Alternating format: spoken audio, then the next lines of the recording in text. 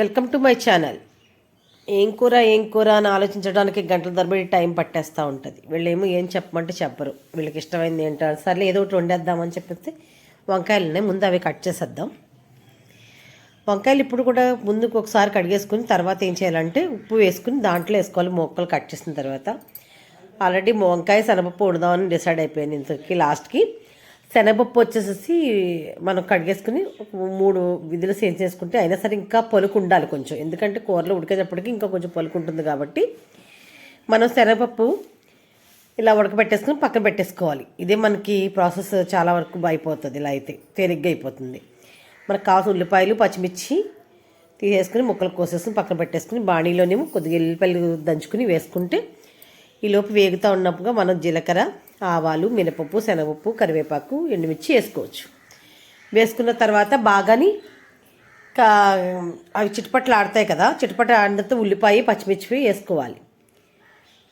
ఉల్లిపాయ పచ్చిమిర్చి వేసుకున్న తర్వాత అవి చాలాసేపు వేగాలి, ఎందుకంటే ఉల్లిపాయ కసకసమంటే అసలు ఏం రుచి ఉండదు, కూర దగ్గర రాదు. అలాగే వంకాయలు కడిగి పెట్టేసుకున్నాం కదా, ఇవి ఒకసారి కడిగేసుకుని మళ్ళీ మంచినీళ్ళు పోసుకుని కడుక్కుని పక్కన పెట్టేసుకుంటే ఈలోపు ఉల్లిపాయలు వేగుతూ ఉంటాయి. వేగి ఉల్లిపాయ ఎలా ఉండాలంటే బ్రౌన్ కలర్లోకి వచ్చేయాలి. అప్పుడే మనకు కూర టేస్ట్ అనేది పెరుగుతుంది.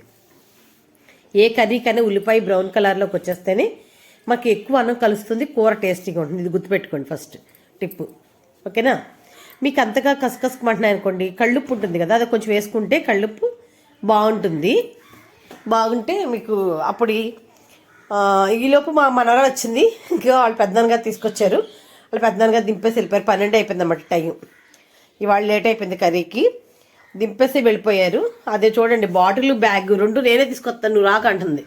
సర్లే అని చెప్పేది ఏగిపోయింది. ఏగిపోయిన తర్వాత ఇంకా కొంచెం ఇప్పుడు ఈ ఆయిల్ బయటకు రావాలన్నమాట. అలా తర్వాత అల్లం వెల్లుల్లి పేస్ట్ కొంచెం వేస్తున్నాను, ఎక్కువేమీ వేయట్లేదు. మసాలాలు చూసుకోండి, 1 స్పూన్ వేస్తున్నాను అంతే.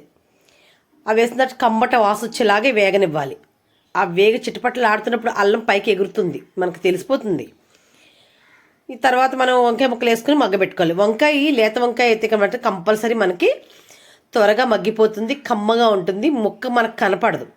ఇంకా కంచంలోంచి తీసేయడానికి వాళ్ళకి ఇష్టపడరు, అంత మెత్తగా అయిపోతుంది. మన నూనెలోనే కాసేపు వేపుకుంటే కనుక బాగా వేగి అది కొంచెం గుజ్జుగా అయిపోతుంది. కాబట్టి వంకాయ తీయడానికి ఎవరు ఉపయోగంగా రాదు, పట్టుకోవడానికి కూడా. అలాగా వీటి కూడా మగ్గబెట్టేసి మూత పెట్టి మగ్గబెడితే ఆ నూనెకి మగ్గిపోతుంది. ఇప్పుడు మనం శనగపప్పు వేసేసుకోవచ్చు. దీంట్లో ఆల్రెడీ మనం ఉప్పు కారం ఇంకే వేయలేదు. శనగపప్పు వేసేసిన తర్వాత శనగపప్పులో నీళ్ళు ఉంటే కనుక పక్కన తీసి ముందు శనగపప్పు వేసేయండి. ఒకసారి కలపండి. కలిపితే మనకి ఎంతవరకు వస్తుందో ఒక ఐడియా వస్తుంది కదా. అదిగోండి, ఈ రకంగా కలుపుకోవాలి. చూసారా, ముక్కలు మెత్తగా అయిపోయినాయి వంకాయ ముక్కలు. చాలామందికి ఇష్టమండి వంకాయ శనగపప్పు.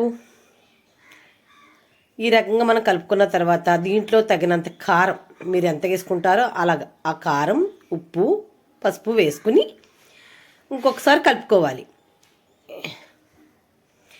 ఇది రోటీలోకి పనిచేస్తుంది, మనం అన్నంలోకి పనిచేస్తుంది, చపాతీల్లోకి పనిచేస్తుంది, పుల్కల్లోకి పనిచేస్తుంది, కర్రీ అన్నిటిలోకి పనిచేస్తుంది. తగినంత సాల్ట్ కూడా వేసేస్తాను కదా. మీరు సాలపోతే కనుక మనం లాస్ట్ ఒకసారి చూసుకుని మిగతా సాల్ట్ కలుపుకోవచ్చు, ఇబ్బంది ఏం లేదు, ఓకేనా.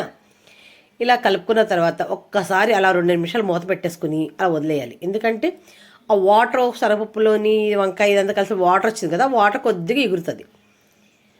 అప్పుడు మనం మూత పెట్టేసి కొంచెం 2 నిమిషాలు అలా వదిలేసేసి మళ్ళీ ఒకసారి తీసి ఒకసారి చూసుకోవాలి. అయిపోయిన తర్వాత చూసుకుంటే కొంచెం ఎగిరిపోయింది కదా. ఇప్పుడు మనం తగిన నీళ్ళు పోసుకోవాలి. ఎందుకంటే ఆ వంకాయ ముక్క, ఈ శనగపప్పు, ఉప్పు కారం వేసినవి అన్నీ కూడా ఆ ముక్కలకి శనగపప్పుకి అంతా పట్టాలన్నమాట. అప్పుడే టేస్ట్ ఉంటుంది కూర. అసలు మీరు ఇది తినండి ఒకసారి, అమృతంలా ఉంటుంది, చాలా బాగుంటుంది ఈ కర్రీ. అసలు శనగపప్పుతో ఎన్ని కాంబినేషన్ వండుకోవచ్చో అన్ని కాంబినేషన్స్ వండుకోవచ్చు అండి, రకరకాల కర్రీస్. చూసారు, ఎగిరిపోయింది. ఇప్పుడు అయిపోయింది కూర. మనం వేసుకుంటే గరం మసాలా వేసుకోవచ్చు, లేకపోతే లేదు. కానీ అసలు అక్కర్లేదండి, చాలా బాగుంటుంది. నా టైప్లో మీరు ఒకసారి వండి చూడండి. నచ్చితే కనుక మీరు షేర్ చేయండి, కామెంట్ పెట్టండి, సబ్స్క్రైబ్ చేసుకోండి. బెల్